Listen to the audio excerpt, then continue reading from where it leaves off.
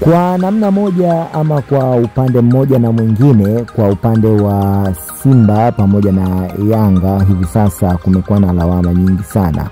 Sasa klabu ya Young Africans kumekuwa na huzuni za hali za tofauti kwa mashabiki kwa makubwa ambayo yameweza kujiri na kuweza kutokea. Mimi nikwambie tu kwamba wanayanga hivi sasa kumekuwa na gumzo kubwa, hali ambazo za sintofahamu za hapa na pale, hasa ukiingia huko online kwenye upande wa mashabiki.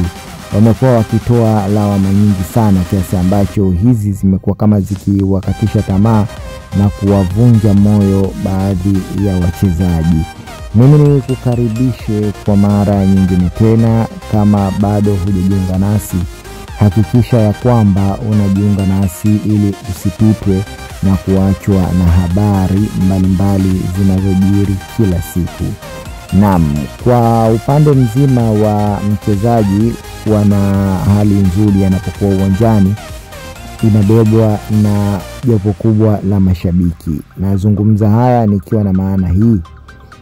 Mashabiki inafahamika ndio waendeshaji timu, hasa katika michango yao ambayo huwa wanaitoa. Ni michango ya tofauti, aidha michango ya kifedha, michango ya kiushauri na michango ya kushabikia, yani hype pamoja na vibe wanapokuwa uwanjani. Hii inawafanya wachezaji wazidi kupata nguvu ya kuendelea kufanya vyema na kufanya vizuri.